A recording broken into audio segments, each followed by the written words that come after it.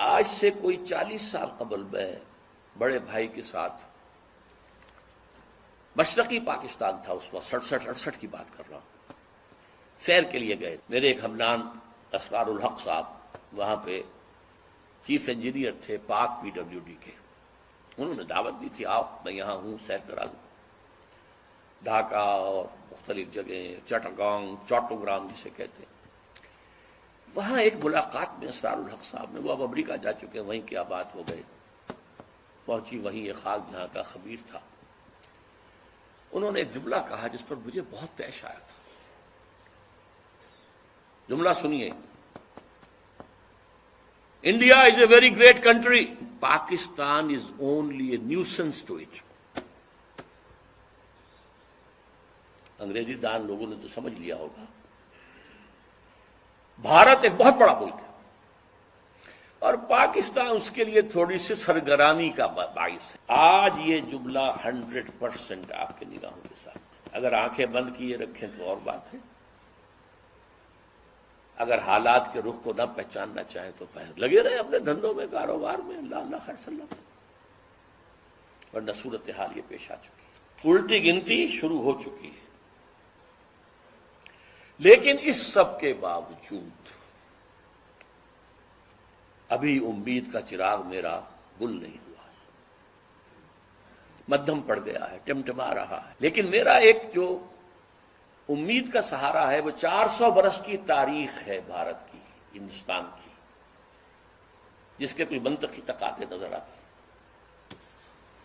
اور مستقبل کی پیشین گوئیاں ہیں محمد الرسول اللہ، تو یا ماضی میں روشنی نظر آتی ہے یا مستقبل، حال میں نہیں، کچھ نہیں۔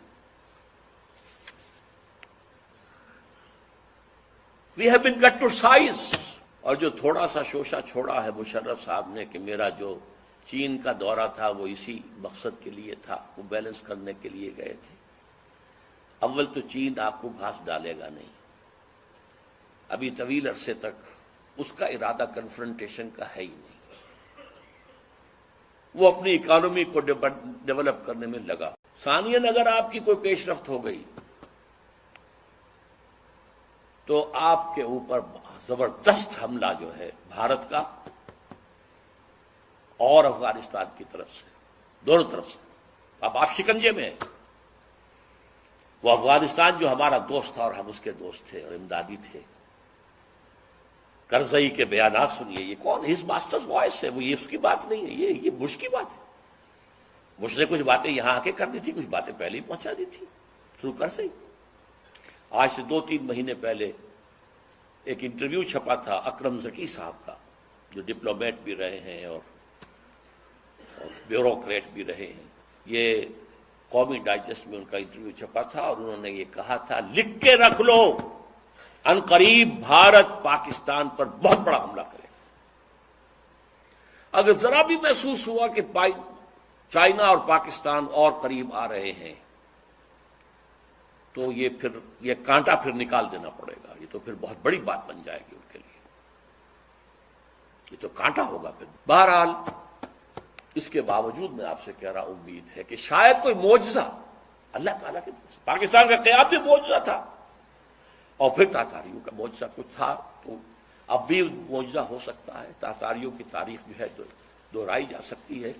اور پھر لیکن اسی خطے سے اسلام کا احیاء ہوگا، چاہے ہمارے کروڑوں مر جائیں اور اس کے بعد ہندو مسلمان ہو۔ اور یہ پیشین گوئی شاہ ولی اللہ دہلوی کی ہے کہ ایک وقت آئے گا کہ ہندوستان کی اونچی ذات کے لوگوں کی اکثریت اسلام قبول کرے۔ دیکھیے ہمارے ذہن میں خیال بھی آتا ہے تو نچلی ذات کا، شیڈولڈ کاسٹ کا، شودروں کا، نہیں، اونچی ذات کے ہندوؤں کی اکثریت جو ہے اسلام قبول کر لی۔ اب آئیے آخری کلائمیکس، یہ تو حالات ہیں، تاریخ کا رخ ہے، جا رہا ہے، پاکستان کدھر جا رہا میں روک نہیں سکتا، آپ روک نہیں سکتے، ہماری جو بھی غلطیاں ہیں، کوتاہیاں ہیں، وعدہ خلافیاں ہیں، ان کی کیا سزا ہمیں ملتی ہے، ہم اس کے مستحق ہیں، ہم کو